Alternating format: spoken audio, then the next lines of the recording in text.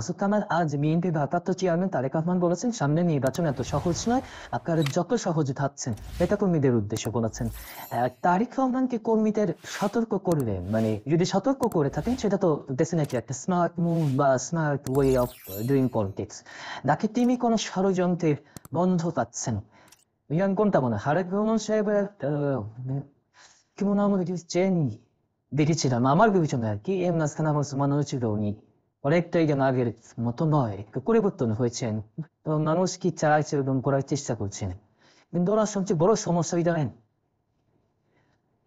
ধরা যায় আমি একজন বিএনপি খুবই অনুগত লোক, বিএনপি ভালোবাসি, ধরা যায় খাইতে দিতে গেলে আমি এদের প্রশ্ন করি আমার নেতা বিদেশে কেন, উনি কি জবাব দিতেন? উনি কেন বিদেশি? ওইখানে বৈশা বৈশা উনি দেশের জনগণকে জ্ঞান দিচ্ছেন, আপনারা এটা করেন না, আপনারা সেটা করেন না, আপনি জ্ঞান আমি শুনবো কেন? আপনি জ্ঞান আমি আপনি জ্ঞান না শুনলে আমার নগদ লাভ। প্রত্যেকটা প্রত্যন্ত অঞ্চলে আপনি যান, আমি তো কিছু খোঁজ খবর রাখি রে ভাই, গ্রাম অঞ্চলে আওয়ামী লীগ যেখানে দেখা চাঁদাবাজি করতো, সবগুলো এখন বিএনপি লোকজন দখল করে বেঁচেছে।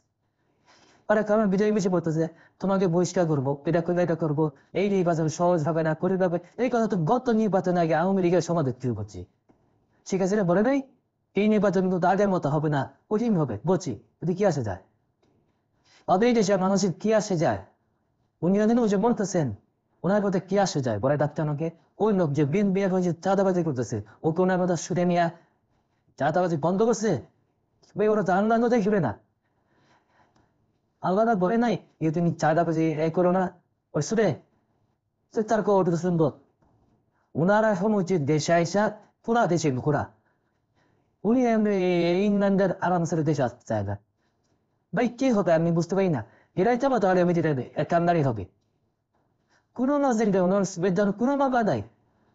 আগে বলা হতো যে ওনার বিরুদ্ধে মামলা আছে, ওনাকে জেলে ঢুকে এনে শেখ হাসিনা মেরে ফেলাবে, তাহলে উনি কি বলবে? ব্যাখ্যা দেয়। আমি ওনার কাছ থেকে ব্যাখ্যা জানতে চাই, উনি ব্যাখ্যা করবেন যে এই কারণে আমার জন্য দেশ নিরাপদ না।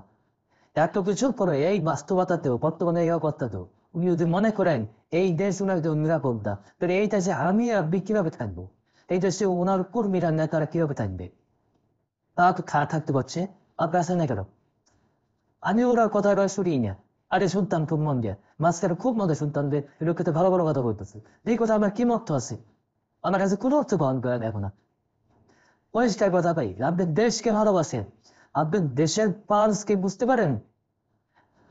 আপনি যদি আমার পালস বুঝতে চান, হয় আমার নারী ধরতে হবে, অথবা একটা নল দিয়ে ওরা আমাকে ধরতে হইতো। আপনি বুঝে বুঝে আমার পালস বুঝতে চান, তখন যত বড় ডাকতেই হয় না কেন, পারবেন না রে নাই। ভাইরাস মানে স্ট্যাটিস্কোপ যদি হয় তাহলে হয়তো সম্মান